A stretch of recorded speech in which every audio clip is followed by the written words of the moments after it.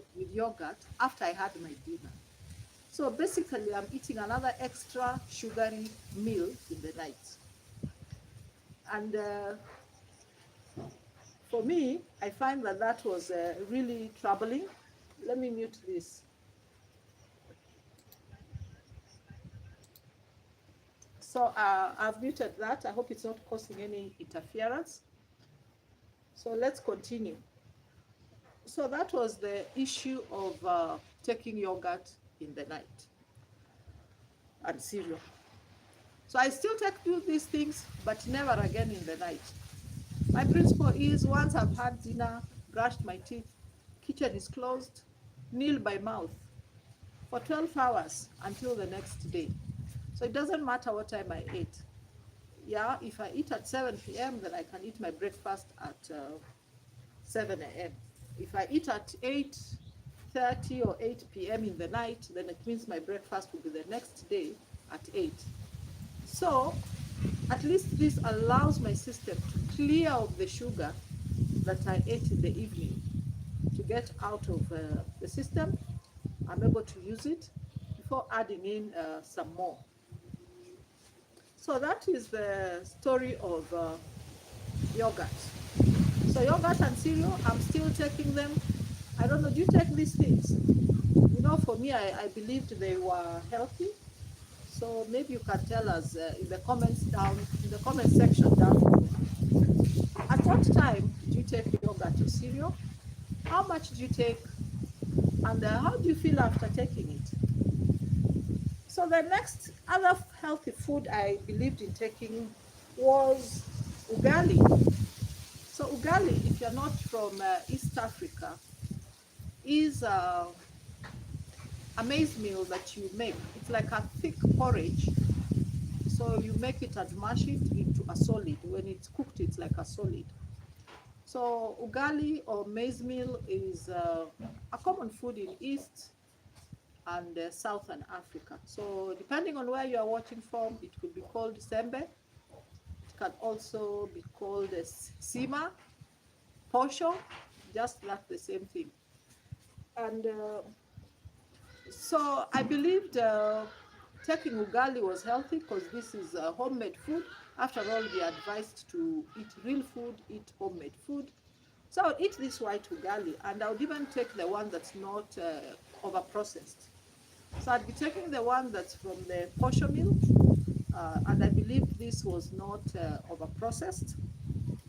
And I wasn't eating a small amount of this ugali. You know, in my part of the hand, we eat ugali by hand. So I wasn't eating one or two hands. I was eating a number of hands, like 5, 6, even 7 handfuls of ugali. That one, I think that one really did me in. So this ugali from maize is white. And then I started growing yellow maize. So I believed the one from yellow maize was healthy. So I was also now taking the ugali from yellow maize. And then I started growing red maize. And I believed this was healthy. So I was also taking ugali from red maize. And to be honest, I've found out that the ugali from red maize even has higher sugar than the one from white maize. So mostly I would eat this ugali for my dinner because I believed I want to sleep properly, because if I take it for lunch, I'll feel sleepy in the afternoon. So I would take this ugali for my dinner and then sleep properly, not knowing that the 5, 6, or 7 handfuls of ugali that I was eating was just causing me a massive, massive sugar spike in the night. And of course, the body does the right thing, tries to remove the sugar from your blood and stores it as fat. Of course, there reaches a time, if the sugar is too much, it is not able to be removed. The body is not able to remove it from the blood. So when sugar starts appearing in the blood and reaches a certain level, then you are considered diabetic.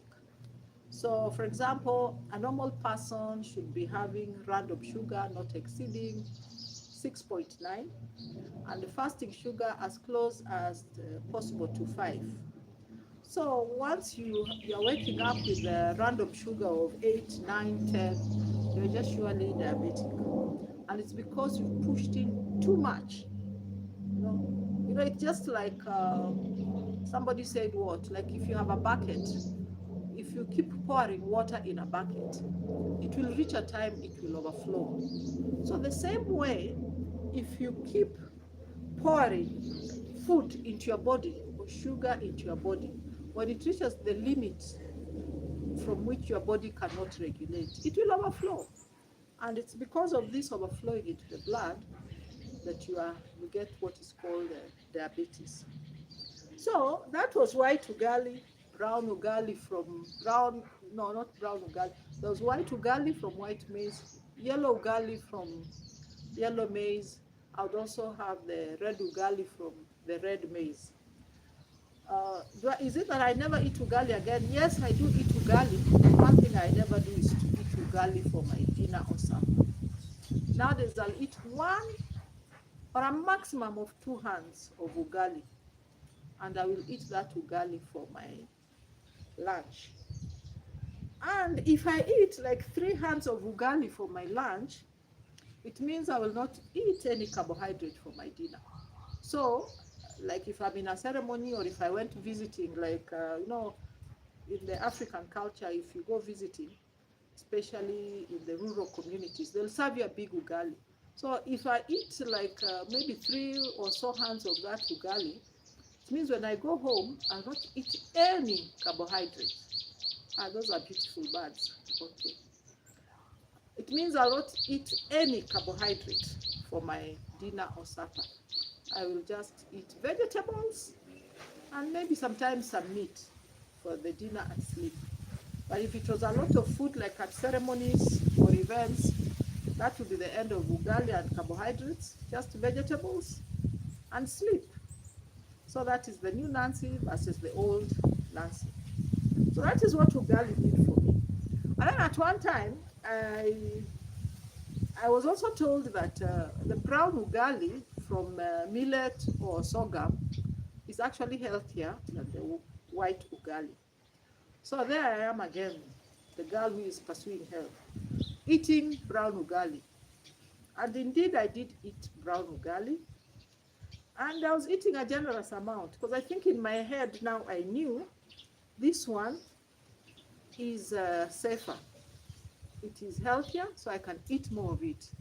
Especially if I would have like something I was not getting so often at the time, like fish. I would really eat that brown ugali and fish. Like visiting up country, one of my favorite things would be to eat at some Catholic place. A nice Catholic restaurant. They'd cook very nice ugali and fish. And I would smash it, man, all of it and finish it, a generous amount. So this brown ugali was still causing me to have sugar spikes. But I didn't realize at the time because I believed it was healthy. So that is what we are doing. So if you've just joined us, I'm doing a live on the healthy foods that made me fat and diabetes. They made me fat and diabetic. And I innocently ate these foods in generous amounts, believing that they were healthy. So I don't know, is there something you're eating that you think is healthy? Please comment down below. If you've just joined us or if this is your first time here, please feel welcome. And give the video a like, give it a thumbs up. Subscribe, press that button for subscribe on your screen. And let us move forward together. So I've talked about fruits, I've talked about yogurt, I've talked about cereal, I've talked about ugali, both white, yellow, red, and brown. Now, there's this other, the fifth food that made me fat and diabetic. And this one, I believe it played a big role, a very big role. Because, there's the narrative we've been told that we shouldn't eat or drink soda. So I think I stopped taking soda more than 20 years ago. Okay, I can take soda occasionally, especially when I'm on travel. I might buy a soda, take one, two, three mouths, maybe after 2 hours, take another one or two mouths and leave it there.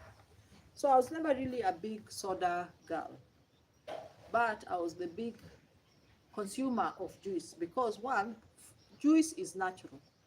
So I was never really the consumer of that, what do you call it? The one you mix water and juice. I was never a big consumer of that one because I knew quite early it wasn't good because it can actually make you quite sick. There are lots of chemicals added. So me, I was not taking that juice. But I was making healthy homemade juice. I've even shared a video of where I'm making this juice. And I would have a blender. I would also have a juicer. So, for example, there were things like mangoes I would prefer to blend. There was something like orange. I had something for squeezing oranges like this. And then I would also have like a juicer that would crush like carrots and remove the juice. So I had all those three tools for making juice. And so here I was again making nice, healthy, homemade juice. I wasn't even buying it because I also was not sure, like the one you buy in the stores or in the kiosk or groceries, whether it's clean, whether it's contaminated, and I really fear getting something that's contaminated or made with dirty water. So this was even one task I never delegated to other people in the household. I was the chief juice maker. And I would have green juice. There'd be a day for yellow juice. I would have orange colored juice. I would even have red or maroon juice.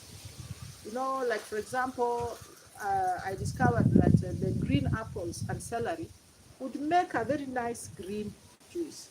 Yes, the juice was nice and green. Celery is so healthy. But I forgot that I would put in like maybe for a cup, I would put in like maybe two or three apples. And then, that juice, the way you take it is completely a liquid.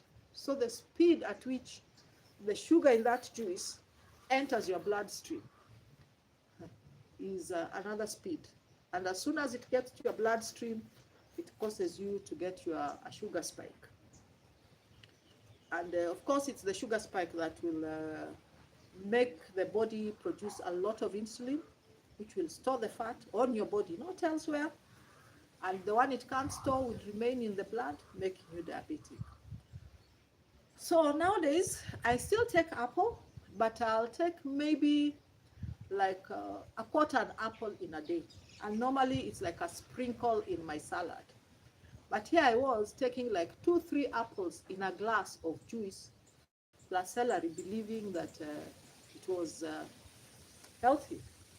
For something like passion fruit, I'll just cut them open, scoop with a spoon, and stir them, or maybe even mix them with a fork, like about 5 passions, add water, add sugar to it, and drink it. And then, of course, the oranges I would squeeze. And even with good oranges, you still need like 2 or 3 to fill a glass, and sometimes even 5, especially if they're small. And sometimes, the smaller the oranges, the sweeter they are. And what really did me in about oranges is when I started growing pixie. Pixie is the very yellow, it's actually not yellow, it's very orange when ripe. Very sweet kind of orange. So I didn't think about it. But if it meant squeezing 5 pixies in a glass, I would squeeze it and enjoy my orange colored juice. Or sometimes I would mix the orange plus carrot. Sure, carrot is healthy, but now when you put in 2, 3 oranges in one glass, that is like maybe half a meal worth of sugar and calories, just in one glass of oranges. Uh, I know one of my favorites was having the maroon juice, and in this case, I would blend beetroot and mango, and sometimes something else.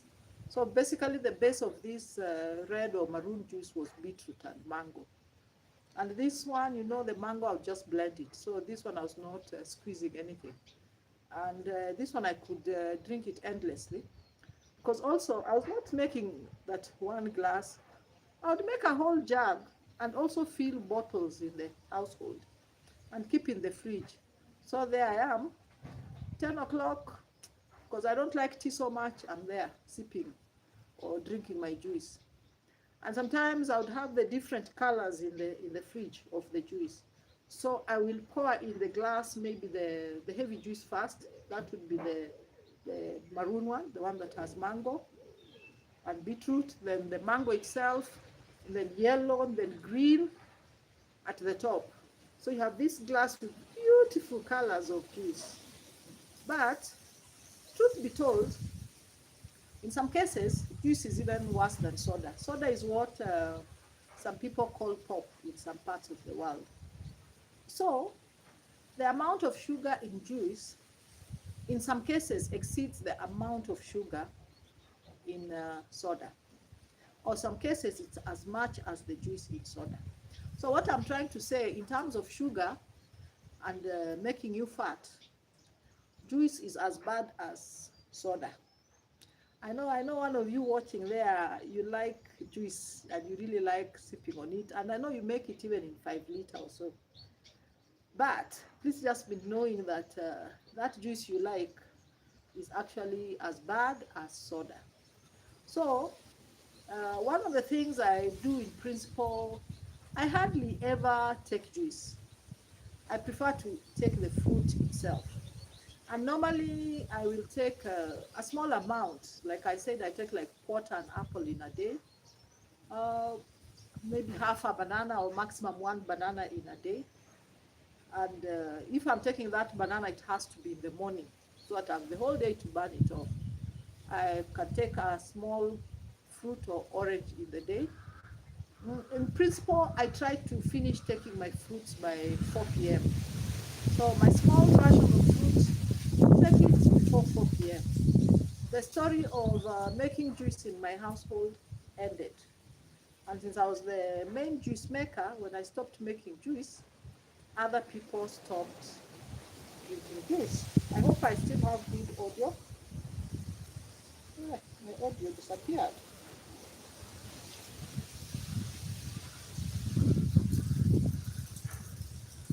So in my household, when I stopped making that juice, uh, other people also stopped taking it. I don't know at what point I lost audio, but I hope now I'm back. Yeah, so those are the challenges that that exist for those of us who are there in this business. And then, since I knew most of the manufactured food is not good for you, I would try to eat natural food. And me, I still am the expert of eating real food, especially African food. So what am I talking about? I'm talking of indigenous foods. I don't know in your part of the world what they are, but for me, the things I was eating were sweet potatoes, cassava, uh, bananas, this time cooked bananas, and arrowroots, the ones that are called taro in some places. And then occasionally I would eat githeri. Githeri is a mixture of beans and it's a mixture of beans and maize. It's quite popular in East Africa, especially it's really fed to children in high school. I know in some countries they really feed it to some communities, and it's also a popular relief food. And people eat it differently. Githeri, some people will eat it dry as nyoyo. Some will cook it and add carrots, add maybe some vegetables, and eat it as githeri. But basically, it's the mixture of beans and rice. So that one I ate, but I really didn't eat too much of it because I don't like it very much. So I'd eat it like maybe twice a week or so. But still, I was still eating like a plate, a good amount of githeri. And for now, I still eat githeri, but extremely small amounts, and never for dinner or supper. So my githeri, I will eat the small amount maybe in the day before evening actually. So I hope I still have sound. Yeah, I still have sound on my end. So let me check my sound. It's not doing so well. Just hold on there.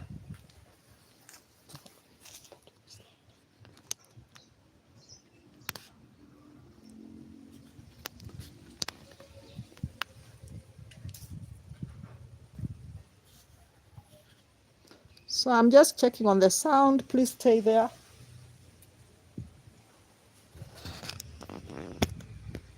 Please just stay there.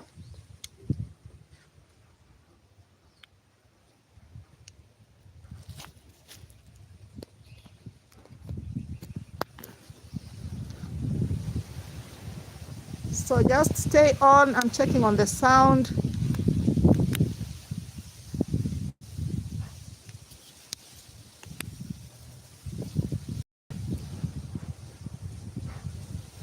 So sound is not doing so well. Let me change the microphone.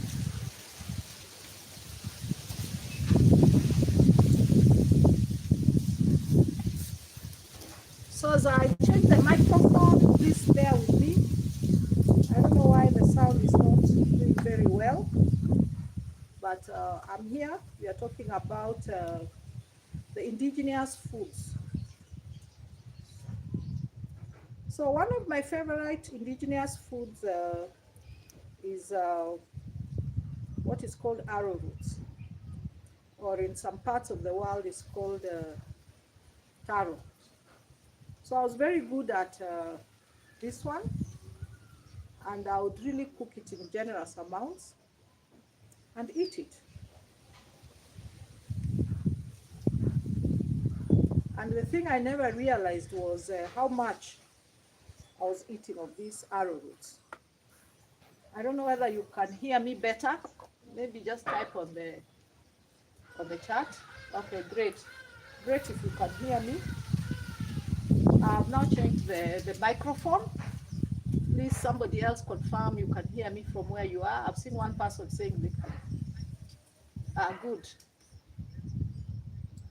So keep staying on. So I will continue. And so arrowroots is something I really loved, and I would really eat it. And you know, the thing about arrowroots, we really believe they are healthy in my part of the world. So sometimes this is a food you can eat for breakfast, lunch, and even dinner. You can also eat it for snack. So mostly it depends. I would eat it maybe once or twice a day, not the whole day. So there are many times I would eat my arrowroot for breakfast. And sometimes when I'm out there, arrowroot will be served for maybe break time, that is 10 o'clock tea or 4 o'clock tea in a meeting. And I'd go for the arrowroots, believing they are healthy. So for me, I believed I was eating healthy, and I kept on taking these arrowroots. So arrowroots are still one of my favorite foods, but one of the things that I've learned is I can only eat like a piece or two in a day. Normally for breakfast, I now eat like one piece, and then that's it for the day. And if they come in a meeting at 10, I will skip that arrowroot because I'm aware that is a whole meal. For my lunch, I can eat like 2 pieces. If I'm extremely hungry, maybe 3 small pieces. But I'm very, very conscious. You know, arrowroot grows in the soil below ground. Just like the sweet potato, which grows below ground, the arrowroot is a food that is designed by the plant to store the plant's food below ground. So if you eat too much of these indigenous foods, as much as they are there below ground, they are being stored, you will actually be able to store it on your body. And usually these indigenous foods, they're actually starch. And you know, all starch is broken down to sugar when it gets to your body. So it doesn't matter whether this sugar comes in a teaspoon or whether the sugar is coming in the form of an arrowroot. You find that the effect is the same. Once that arrowroot is inside your body, it will become sugar. I also loved eating sweet potatoes. And the thing about sweet potatoes, where I come from, or in my part of the world, we eat them in different ways. We can eat them either as just in pieces, the way they are, the way people eat Irish potatoes. We can also eat them as a mash. You cook them, then you mash them. And there are times you actually mash the sweet potatoes with beans to give you another different kind of mash. This is a very popular kind of mash in parts of East Africa.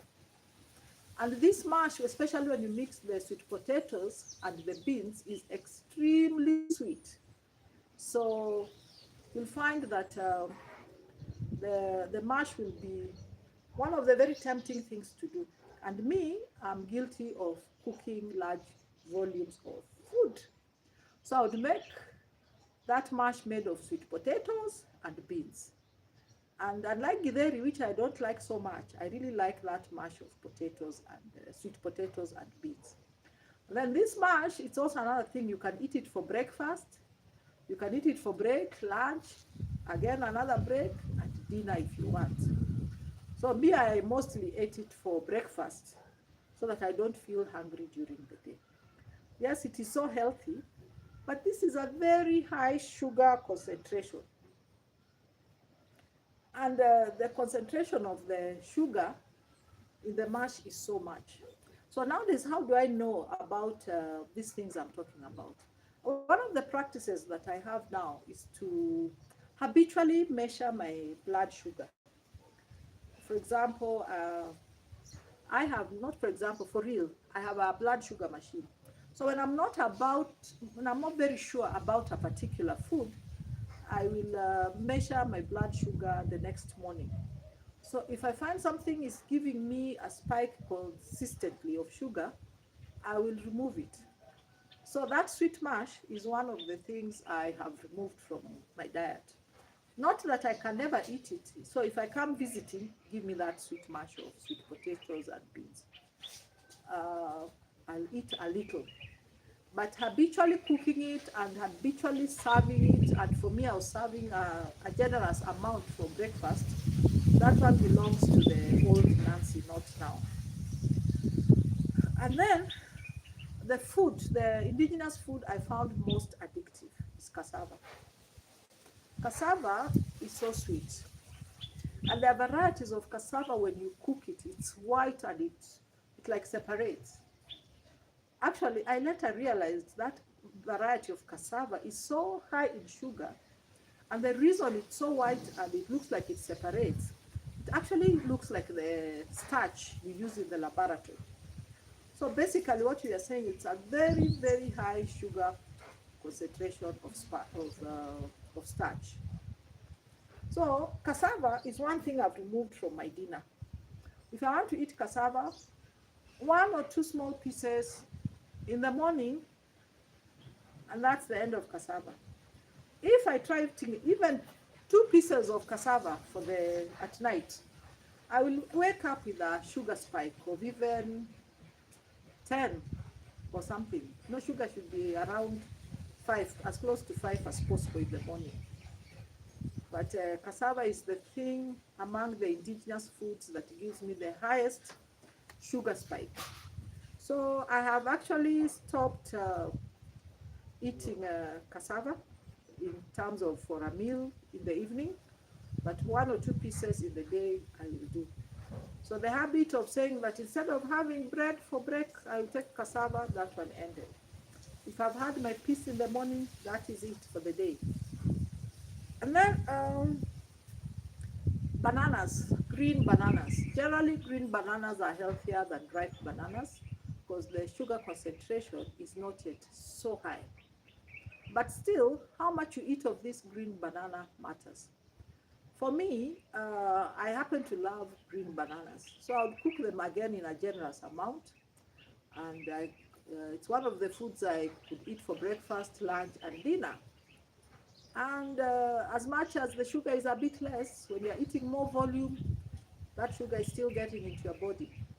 So I hope my good people, I still have good sound. Please just type there on the chat if you can still hear me.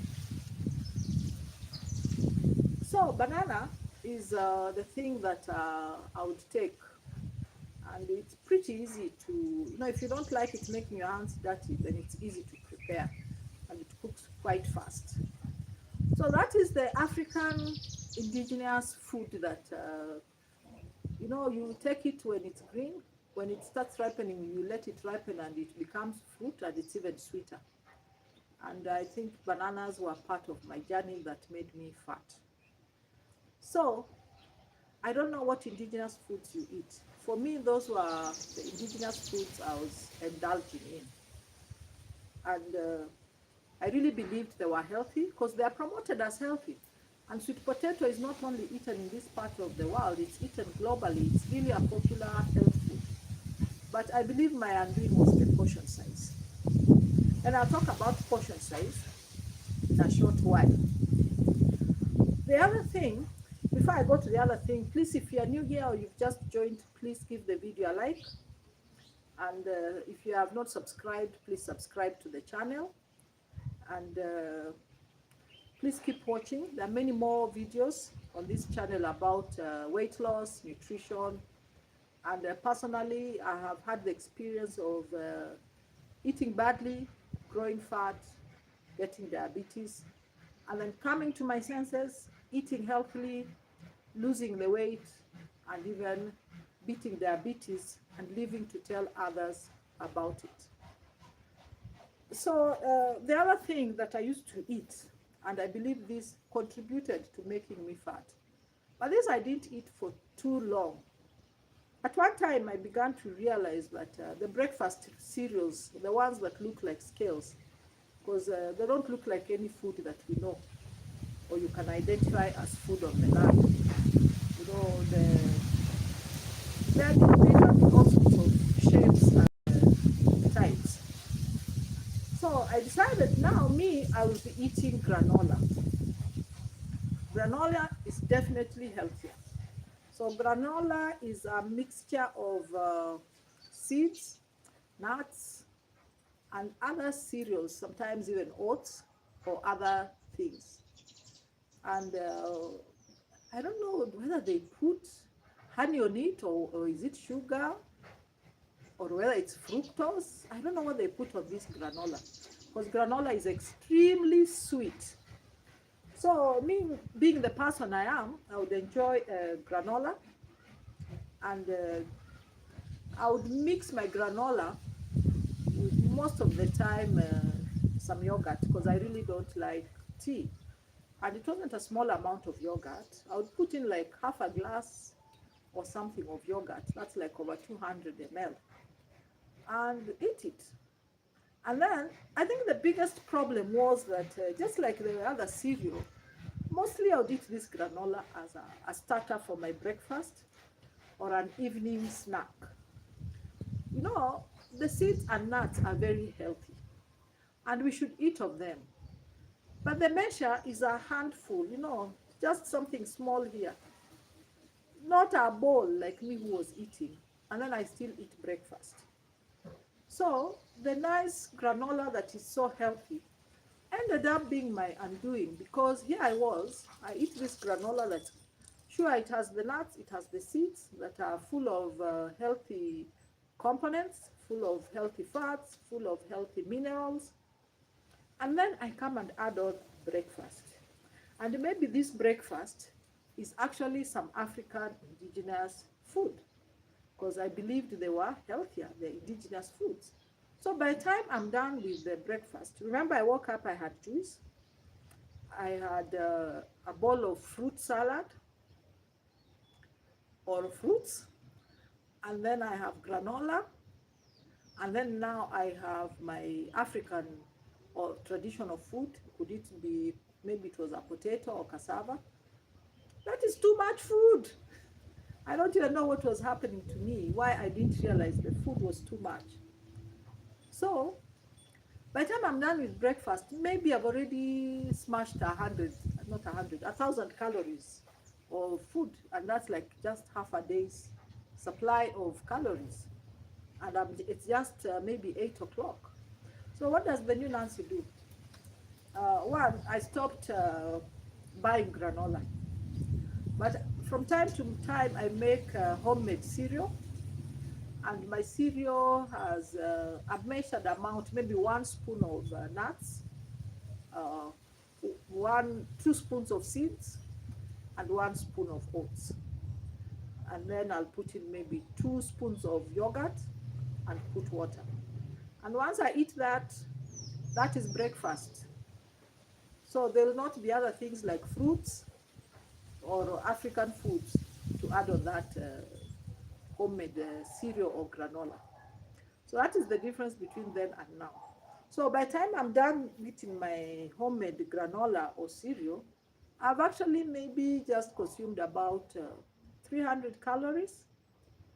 So as opposed to that person who by 8 a.m. I'd have already downed maybe 1,000 calories in these things I was eating, believing they were healthy. So that was the story of granola. So another thing that a lot of us have talked about, and I practiced it diligently, was the thing of eating brown cereal, brown food. I've already told you about my story of eating the brown ugali. It wasn't just the ugali. I also believed that the brown rice was healthier than the white rice. So I invested in buying brown rice. And then, for some reason, brown rice is actually more expensive. And sometimes it's not easily available in the grocery stores. So I'd go to all lengths to get the brown rice. And when I discovered a place that can even sell it to you almost wholesale price, so it's cheaper, I began buying it in bigger volumes. So I would buy this brown rice, cook it, and then unfortunately eat too much. So my problem with the brown rice was that I was eating too much of it. Nowadays, actually, when you look at the recommended amount of rice that you should be eating at a meal, you might even cry by just looking at it. So I find that the best thing I can do is to actually not measure. Okay, now I know the measure. If you don't know the measure, like I would say a glass, the 250 ml glass of rice, cooked rice now, is more than enough for lunch. And I never eat more than half a glass of cooked rice, brown or white, for dinner. Because definitely, even that half a glass, I will detect it on my glucometer, the instrument for measuring blood sugar in the morning. Because I found even when I eat that small amount, it will still show, but it's like a decimal of a number. So maybe my sugar might be about, if I eat that rice for supper, maybe 6.2, 5.8. But if I don't eat that rice for supper, then my sugar will be down to almost ideal, like 5.4, 5.2, because remember we are aiming for 5. So the brown is a myth.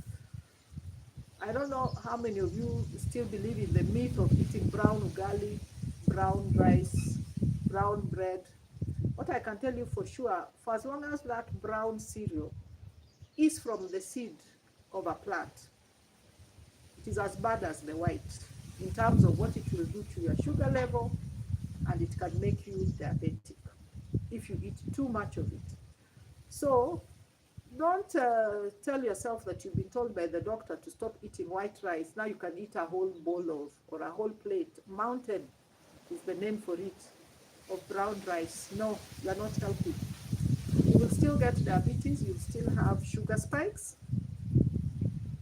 And sometimes I usually believe in that story of the frog. There's I think the West African saying that says if you want to eat a frog, then eat a fat one. So sometimes I feel like if I want to eat rice, then let me eat the white that tastes like rice, not cardboard. So I will eat my white rice, but so small amount for dinner, maybe none or half a glass of cooked rice. For lunch, maybe about 3/4 of a glass, no more than that. Because if I just get to a full glass of cooked rice, be it white, brown, or what, I will have a sugar spike. So if you're out there, I don't know what stories you're telling yourself about brown and white food, or if you've been told that you are diabetic, so eat brown ugali. Please tell us in the comment section. But please know, at least today you know, that brown ugali, brown rice, brown bread is as bad as the white one if you eat it in a lot of volume. And actually, some experiments have shown that the brown rice has more calories than the white rice. So what are you gaining? So don't lie to yourself. I know it has a lower glycemic index. It will enter your bloodstream a bit slower than the white. But you see, at the end of the day, it will still enter the body. And at the end of the day, the body still has to process it to remove it. So you need to decide actually what exactly are you aiming for.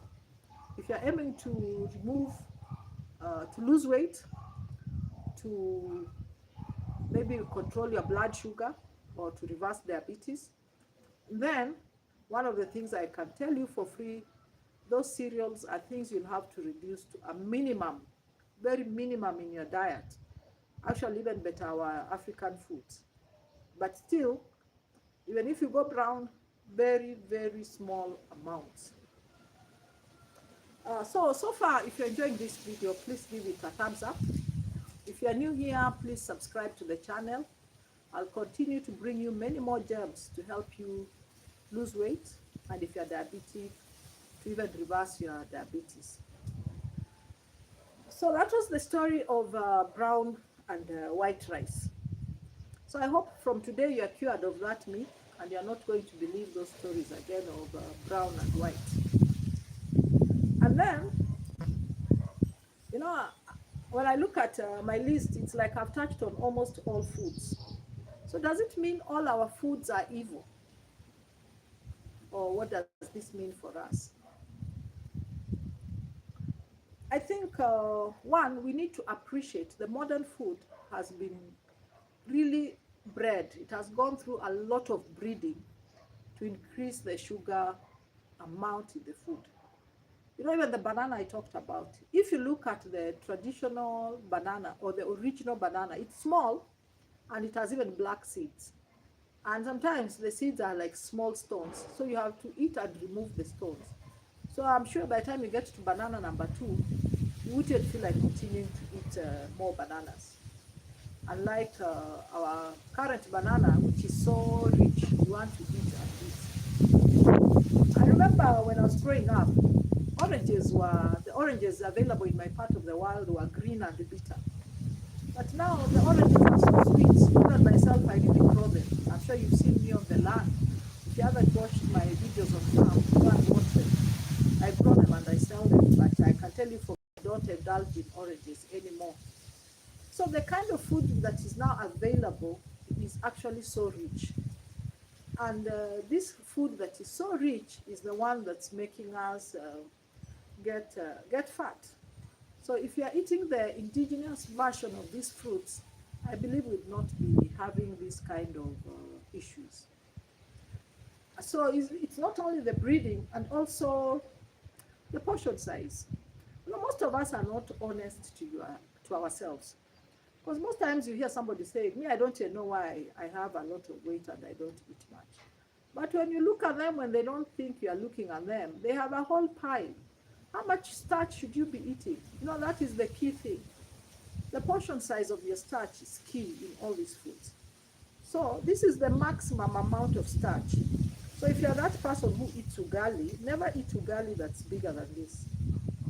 If you're eating that mash of sweet potatoes and beans, never eat an amount that is bigger than this. You're supposed to eat maximum a feast size, but preferably less. Personally, for my dinner, if I eat starch, it will be half a feast. So it is a really small amount, not just barely this amount of starch. If I'm eating it for lunch, then it can be a feast size. But most of the times when I eat this feast-sized size of starch, that is, be it ugali, rice, or our African foods, I will not eat any starch for my dinner.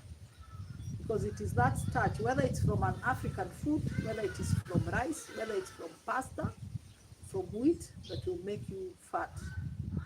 You know, most of us think fat comes from fat. No, fat comes from the sugar you put in the mouth. So the portion size is the thing we need to really control. Another thing we need to seriously consider is the frequency that we eat. I mean, I'm just thinking, was I mad? I'd be taking juice at 5:30, then by 6 I'm taking fruits, by 7 I'm taking cereal, by 8 I'm taking breakfast, and then by 10 I'm having a snack in a meeting, then lunch, then tea, and then supper, and then I'm eating in the night. That is too much food. So the frequency matters. You know, ideally you're supposed to eat 2 times a day, but if you can't eat 2 times a day, then eat 3 times a day and watch your portions. Just watch the things we've talked about today. I believe if you do that, then you will lose weight, and even if you're sick, if you have diabetes or any other chronic disease, it will go away. So for now, I would say that watch 2 things: portion size and frequency of eating. And then please, if you have that bad habit, the one that one of me eating in the night, please stop it, stop it, stop it. You have to wake up in the night and work or do other things, do that, but no food. The simple rule is when the sun sets, don't eat. Start eating when it rises. If you are not able to adhere for that schedule, for me it's simple: 12 hours. Because sometimes I get home when it's already night at 7 or 8. So I'm eating at 8. 12 hours to the next meal. So please, I really am grateful that you spent your time here. Thank you for watching this live session, and I'm grateful for your time. Please share this video with somebody. A link will be generated in a short while, so they can also hear and learn the things we have been learning today. And I will see you in the next video.